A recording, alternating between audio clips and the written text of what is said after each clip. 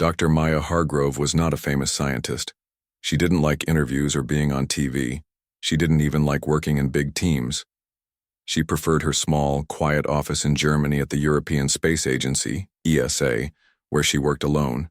Most days surrounded by computer screens, star maps, and the low hum of machines. Maya had one passion: signals from space. She wasn't looking for aliens.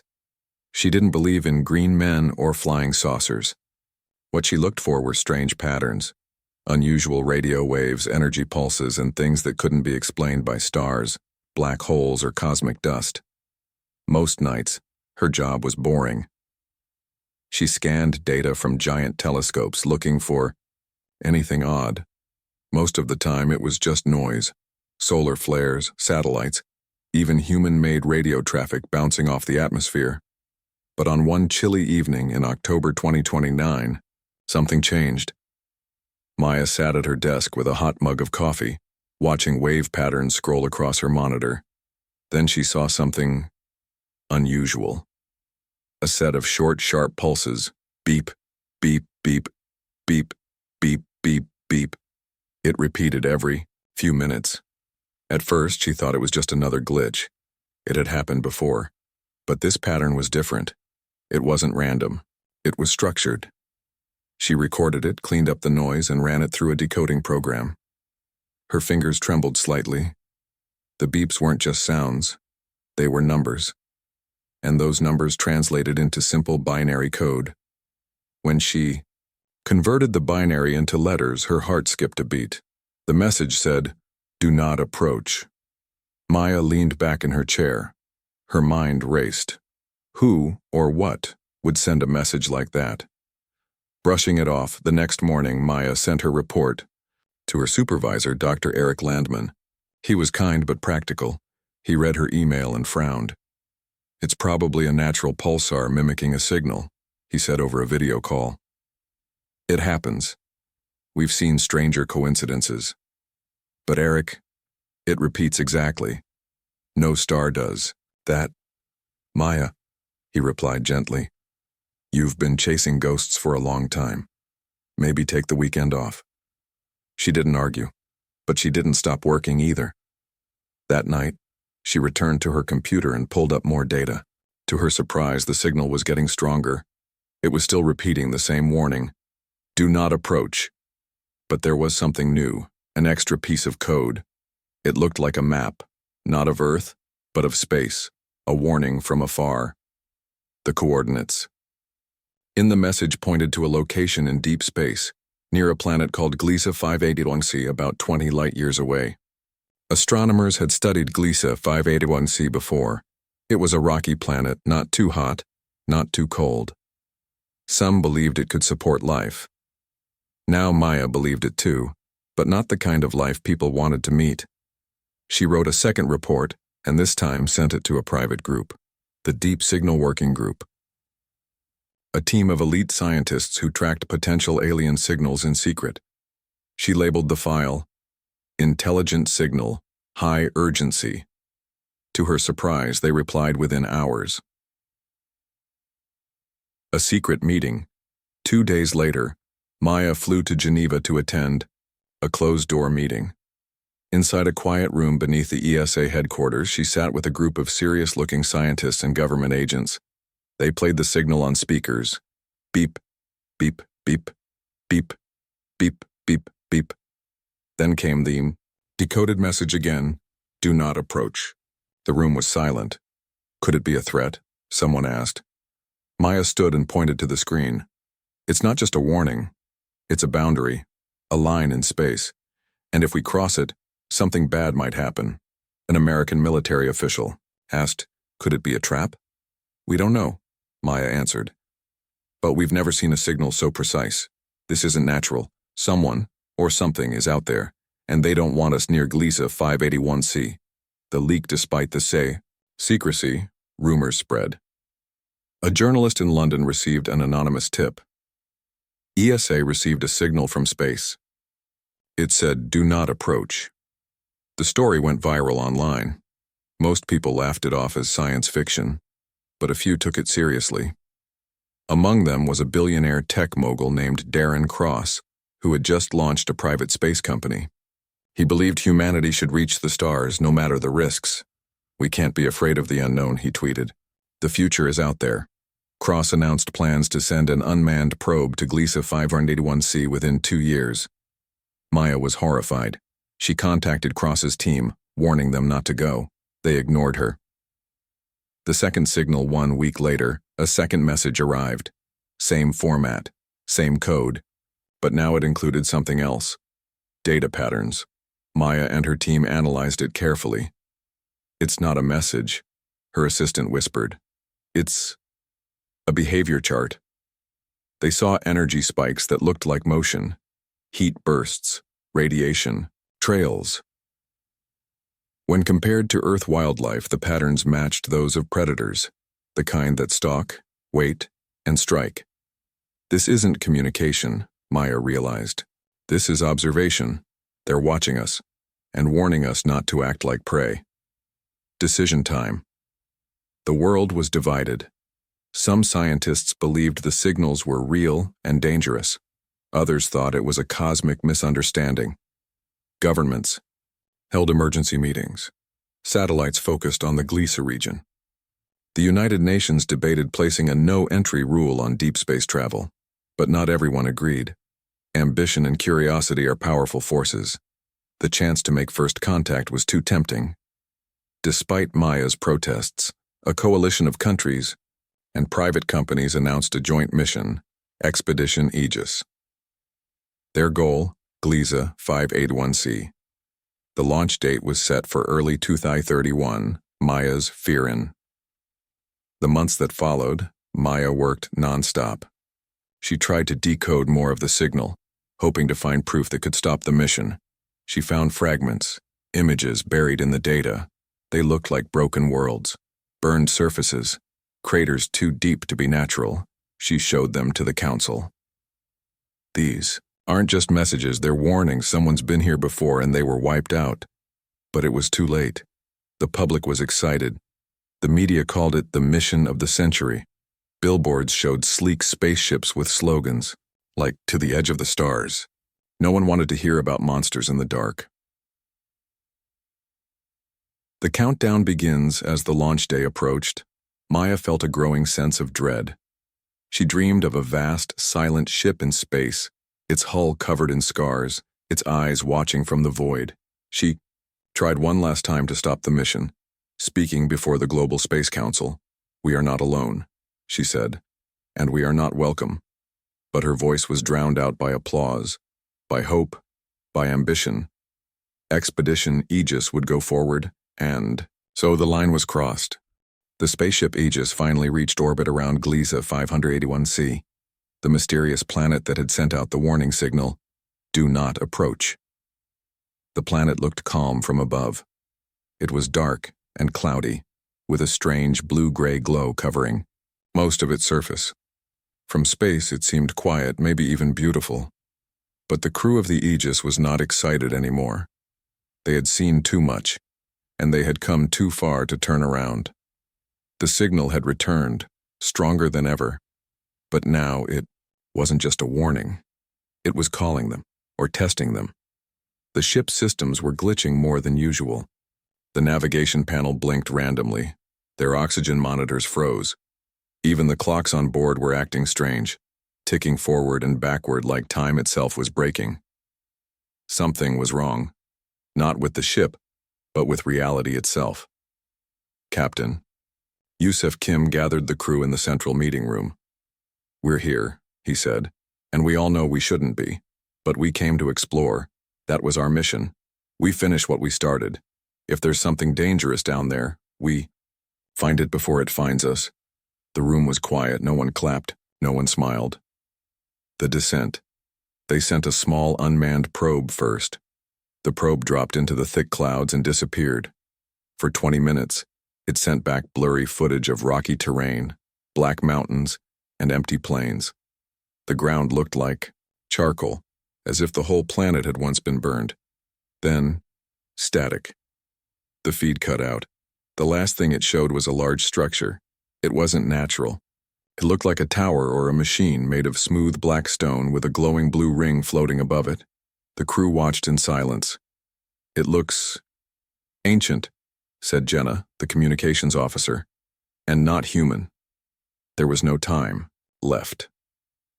The captain decided to go down. A team of 6 would descend in a landing craft. The rest would stay in orbit.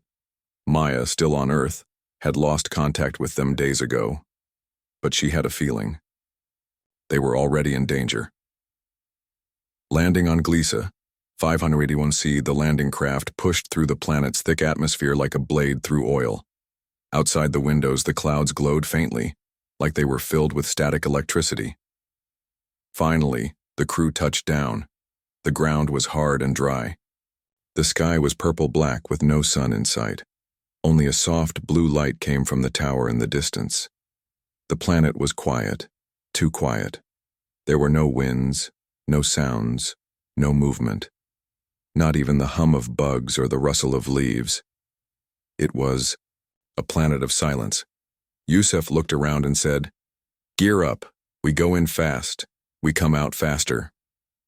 They moved in groups of 2, heading toward the mysterious black structure. As they walked, they passed strange marks on the ground. Circles, symbols, deep scratches in the rock like claw marks. They didn't talk much. Every sound they made felt wrong, like it didn't belong there. Even their footsteps echoed too loudly. The black tower. The tower was at least 200 meters tall. It had no doors, no windows. Just a smooth surface and that strange floating ring above. It spinning slowly. As they got closer, their gear started malfunctioning again. Radios cut in and out. Heart monitors glitched.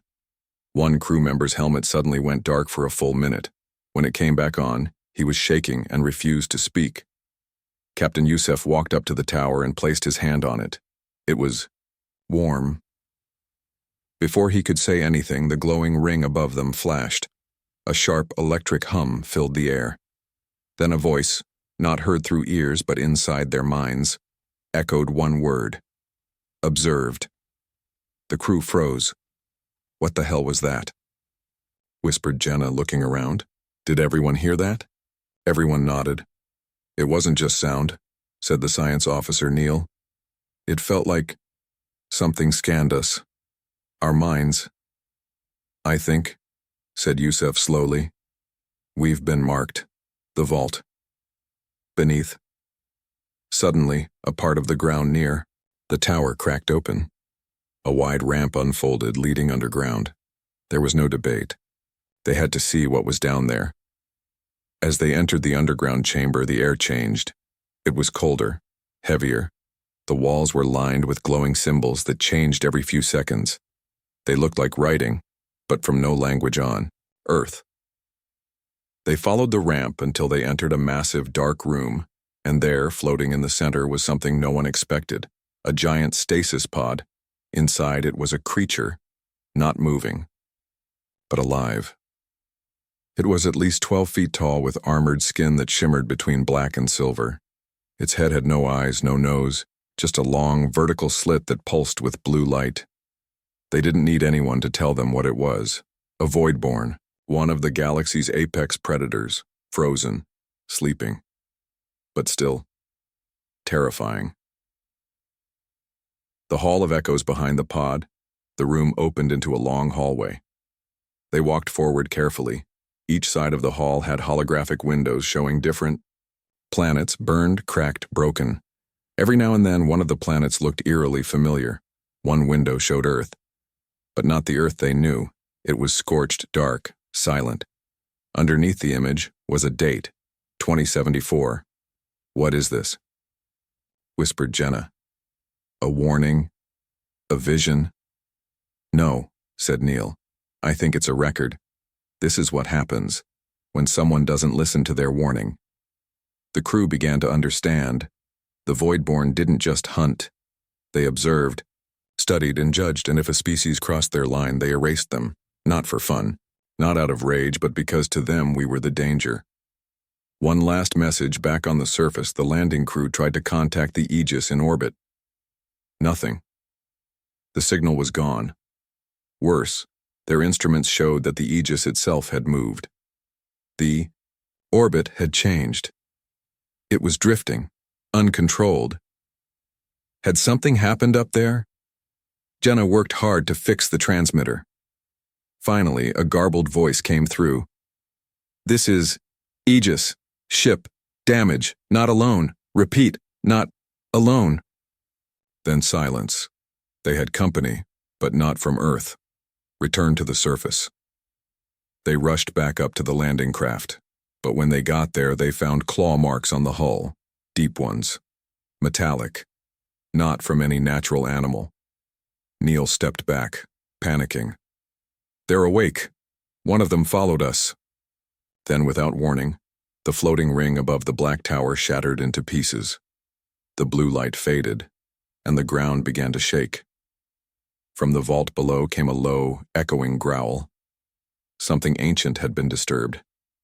Final realization, Yusuf stood before his team trying to stay calm. "They warned us not to come," he said. "We ignored it. Now we have to find a way to stop this before it spreads." "We have to destroy the ship," Jenna said.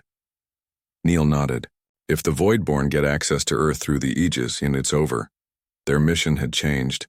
This was no longer about exploration. It was about containment, and possibly sacrifice. The ground shook beneath their feet. The air had changed, no longer silent and still, but heavy, pulsing, almost alive. Captain Yusuf Kim and his crew stared up at the ruined black tower. The floating blue ring that once circled its top was gone, shattered, broken. And with it, something terrible had been set free. From below, deep inside the ground, a low sound rumbled, not like an earthquake, but like breathing, giant, slow, and angry. The crew didn't speak. They couldn't. Every one of them felt it. The Voidborn was awake.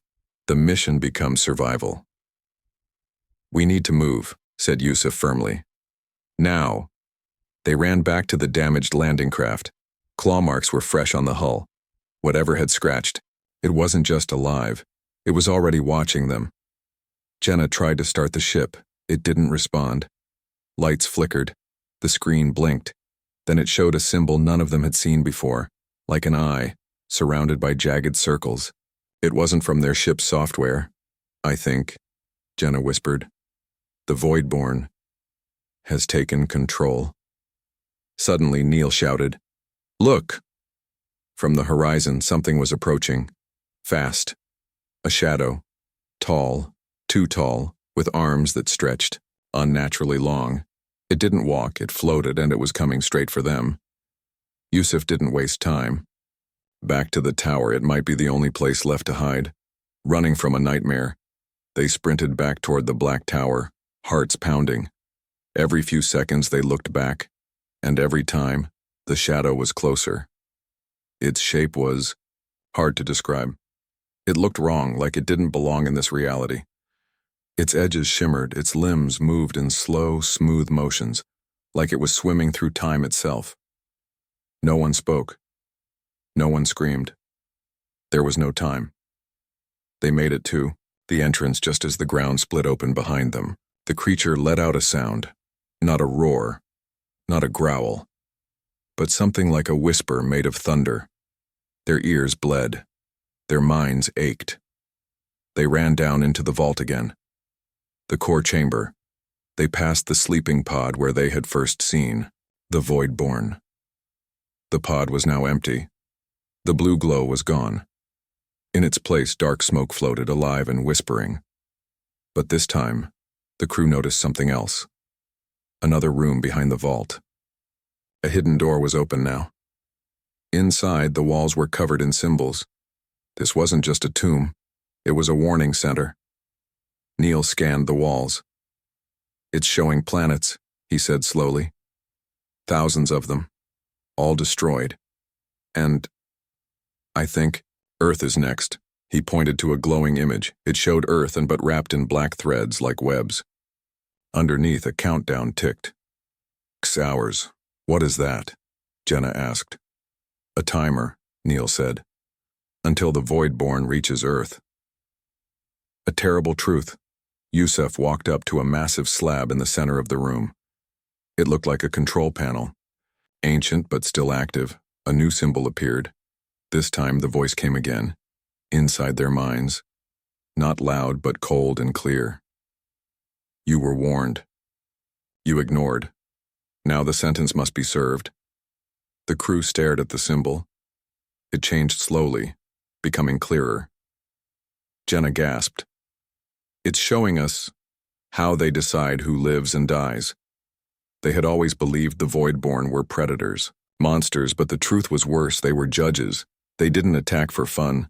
They observed species across the galaxy. If a species became too dangerous, too curious, too uncontrolled, they ended it. And now humans had reached that point. A way out. Yusuf looked at the others. There must be a way to stop this.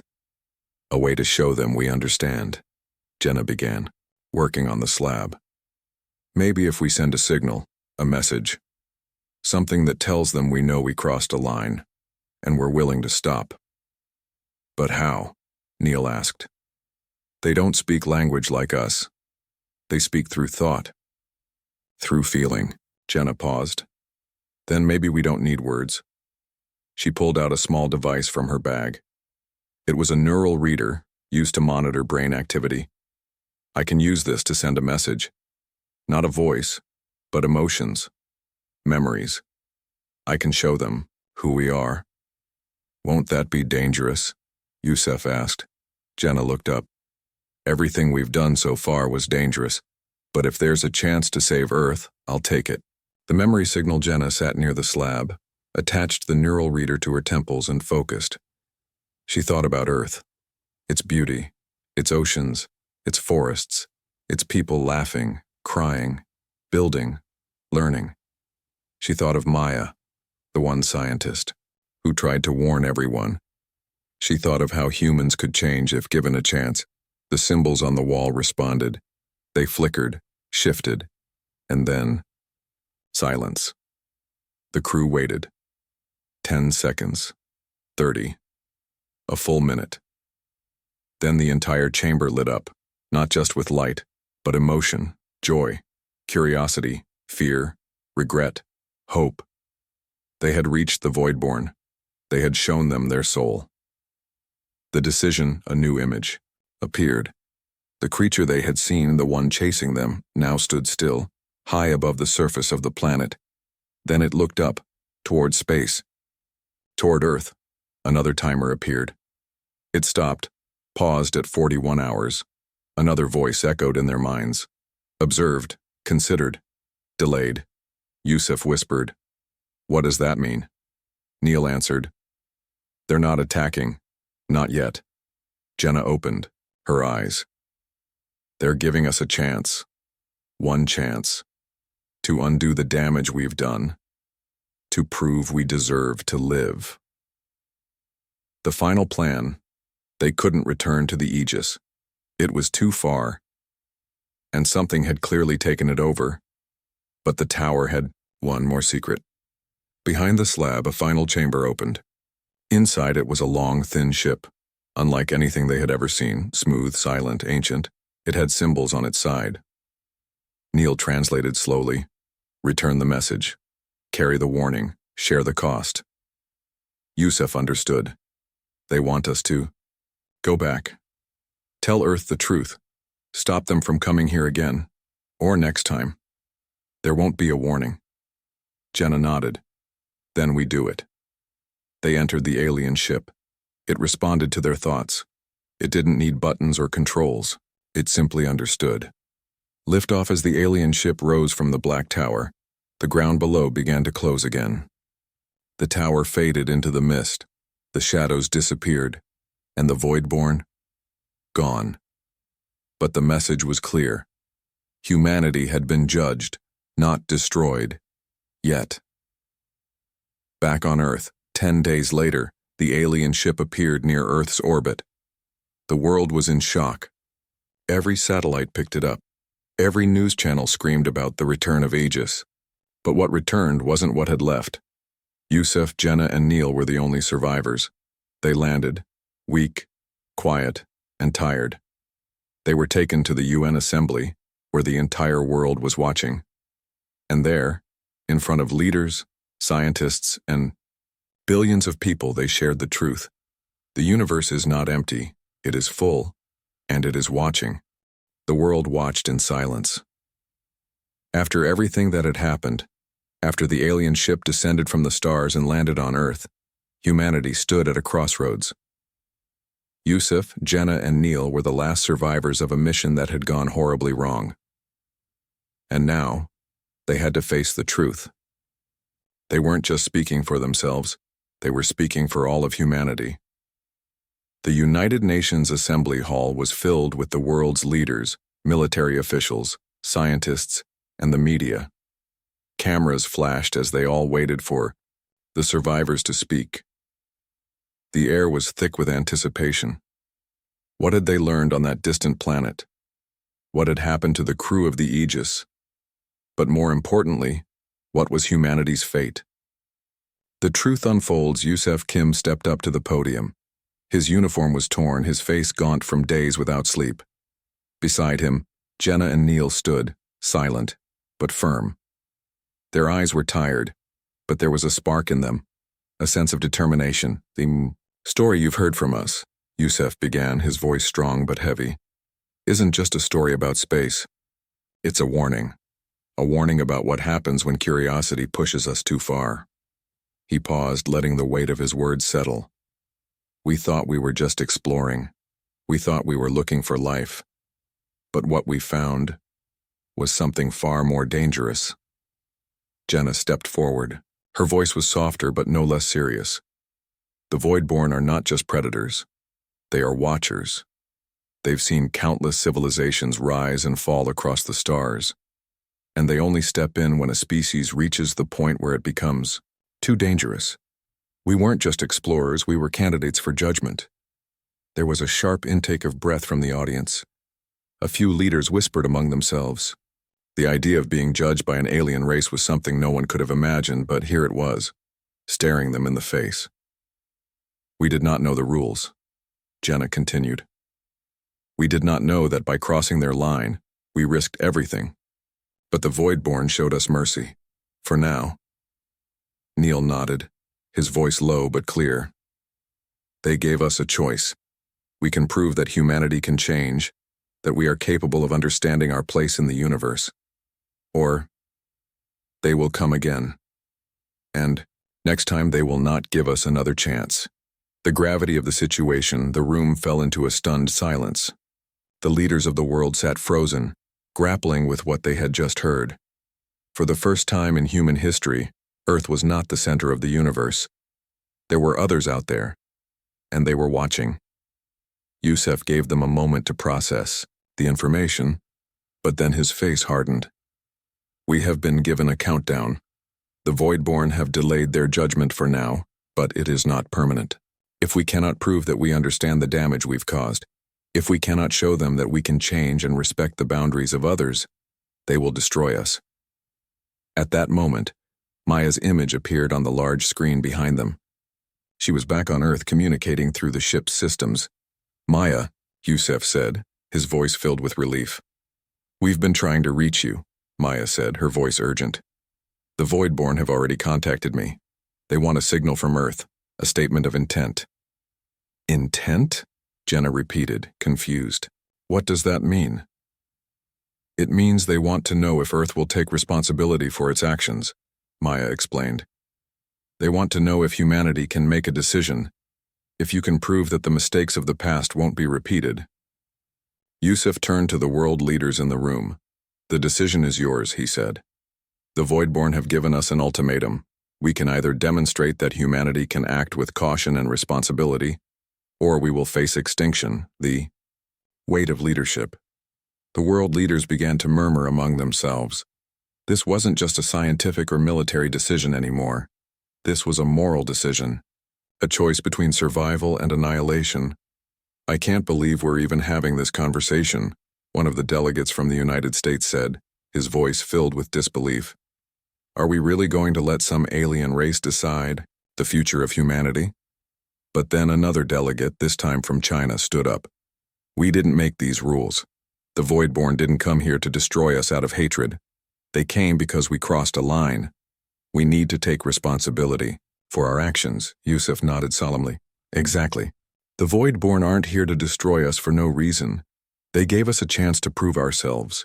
And if we turn this down, if we let our egos and our greed blind us, we'll never have another chance. The room fell silent again. There were no easy answers. But one thing was clear. Humanity's future wasn't in the hands of just one person. It was in the hands of the entire planet. The call for unity, as the discussion continued, a surprising voice emerged from the crowd. It was Maya. I've been working with the Voidborn system. I've been trying to find a way to send a signal back to them, a message that shows humanity can change, but I need your help. Yusuf looked at the screen, his face full of determination. Go ahead, Maya. Tell us what we need to do. Humanity has been divided for too long, Maya said, and the Voidborn see this. They see that we can't even agree on the basics of how we should live on Earth, let alone how we should interact with other intelligent life. If you want to prove that we can change, we need to show unity. We need to speak as one voice. The message was clear. For humanity to survive, for Earth to avoid destruction, they had to set aside their differences. They had to unite, not just as nations but as a species. The global decision. After hours of discussion, the world's leaders made a decision. They would call for a global summit, inviting all nations to come together and pledge to act in unity. The message would be broadcast across the world. A single declaration, a promise to the Voidborn that humanity understood the consequences of its actions. The declaration would be simple, but powerful. We, the people of Earth, acknowledge our past mistakes. We commit to a future of peace, respect, and responsibility. We will no longer act without understanding. We will respect the boundaries of the universe and work together as one species. It wasn't just words. It was a turning point. A chance for humanity to show the Voidborn and the universe that they could change. But the time was short. The Voidborn's timer was ticking down. The summit would be held in less than 24 hours. A day of reckoning. The next day, the summit took place in New York City, broadcast live to the entire world. Yusuf, Jenna, Neil, and Maya sat at the center of the stage, surrounded by leaders from every country. The message was simple, but its impact was enormous. It was humanity's final chance. One by one, the leaders of Earth stood up and signed the declaration. The message was sent out to the Voidborn's vast network across the stars, and then they waited. Minutes passed, then hours. The world held its breath. The response. Just before the timer ran out, a new message appeared. It was clear, direct, and chilling. The judgment has been delayed, for now. But this is your final chance. Prove your worth. The Voidborn had given humanity a second chance. A new beginning. The world erupted into cheers. The burden that had hung over humanity for so long, the fear of extinction, had lifted. But the weight of the promise remained. The survival of Earth was no longer about military power or technological advancements. It was about understanding. It was about working together. And for the first time in history, humanity began to do just that. Leaders put aside their differences. Nations cooperated. A new age of peace, exploration, and responsibility began. It was a normal Tuesday morning on Earth. People were getting ready for work, making breakfast, checking their phones. Kids were getting dressed for school, complaining about homework. Somewhere in Tokyo, a man waited in traffic, annoyed. In Brazil, a girl listened to music while walking to her part-time job. In New York, an old woman fed birds at the park. It was just another day. Then at exactly 8:17 a.m., everything stopped. All over the world, every screen turned black. Every phone, TV, laptop, billboard, even digital watches, flashed with a strange blue light. At first, people thought it was a power cut or a virus. But then a message appeared. A voice spoke in every language known on Earth. Even in the quiet, minds of people who couldn't hear. Humans of Earth, you have been watched. You have been chosen. Some people screamed. Some dropped to their knees. Some just stared, unable to understand what was happening. But the message continued. We are the Corellian Accord, a coalition of intelligent species across your galaxy. We have observed your progress. We now invite you to take the sentience trial. What did it mean? Who were these Corellians and why Earth? Why now? In just a few minutes, the world changed forever. The panic and the questions governments quickly tried to understand the situation. In Washington, Beijing, Moscow, New Delhi, and many other capitals, emergency meetings were called. Leaders asked their scientists, is this real? Is it a trick? Could it be a human-made hoax? But then something impossible happened. All satellites around Earth showed huge ships entering orbit. Not just one or two, dozens. Each ship was the size of a small city. They didn't attack. They didn't send soldiers. They just floated there, silent, glowing with light and watching. The message repeated once every hour. You have been chosen. The sentience trial begins soon. Prepare. Across the planet, people panicked. Some ran to churches or temples. Others locked themselves indoors. Some went to rooftops to watch the ships. Social media exploded with theories. Were these aliens peaceful? Was this the end of the world? What did the sentience trial mean? And perhaps the biggest question of all, why us, why Earth? For thousands of years, humans wondered if they were alone in the universe. Now they had their answer. Not only were they not alone, other species had been watching them for a long time. The Corellians revealed some information to Earth's leaders. Through a live broadcast shown to the whole world, an alien being, tall, glowing, with large black eyes and skin like flowing silver, spoke. Earth has reached a turning point. You have built machines that fly, eyes that see into atoms, and tools that connect your minds across continents. But your violence, fear, and division still control you. The trial will test your species, not your strength, not your speed, but your heart. The voice was calm, but the message was serious. This was not a friendly visit.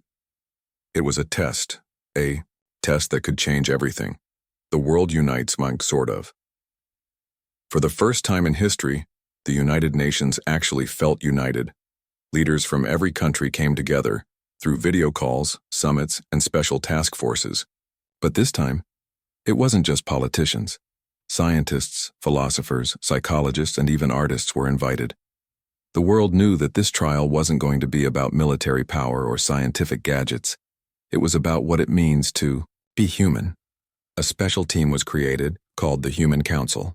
It included a scientist from Kenya known for her work in ethics and AI, a young poet from Pakistan who had survived war and wrote about peace, a disabled activist from Canada who fought for equal rights, an elder from the Amazon rainforest who carried the wisdom of his tribe, a Japanese roboticist who taught empathy to machines, a former soldier from Ukraine who now painted pictures of broken cities, a teenage climate activist from Norway, a mother from Syria who had lost her family in war but now helped refugees, and others, chosen not for power, but for their compassion, wisdom, and ability to see beyond borders. These people were chosen to represent Earth, not as rulers, but as souls. The waiting time. The Corellians gave Earth 2 weeks to prepare. During this time, the Human Council worked day and night. They asked questions, made guesses, and tried to imagine what the sentience trial might be. Would it be a giant game? A mind test? Would people be placed in some kind of simulation? Nobody knew. But something strange began to happen during this time. People all over the world began to listen more. Hate on social media dropped, wars paused, religious leaders asked for peace. Even crime rates went down. It was as if, for the first time, humanity remembered it was all one species, one people, one home. Parents talked to children about kindness. Teachers asked students, what makes a good person? News. Anchors ended their shows with hopeful messages. Music, art, and stories filled the air. Earth was scared. But it was also waking up. The arrival on the last day of the waiting period, a soft blue light covered the earth like a dome. Everyone felt a warmth in their minds, not painful but heavy, like standing at the door of something huge. The Corellians sent a final message. The trial begins now. You will not remember how you entered, but you will remember who you are. Let your heart guide you. We are watching. And just like that, millions of people chosen from different parts of Earth fainted at once. They fell asleep, wherever they were. On sidewalks, in schools, at home, in hospitals, on trains, even in the middle of meals. Their bodies stayed, unharmed. But their minds had been transported to somewhere else, to a place that no map could show, to the beginning of the sentience trial. A quiet Earth, a watching galaxy, as the chosen humans slept in peace, being sent to the test. The rest of Earth waited. The skies remained calm.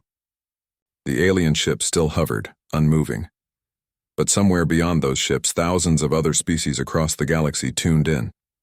They watched through their own strange devices, crystals, lights, vibrations, smells. They watched and waited, because none of them had ever passed the sentience trial on their first try. Not one. They didn't think the humans would succeed. They expected chaos, fear, selfishness, but they were about to be surprised. Very surprised.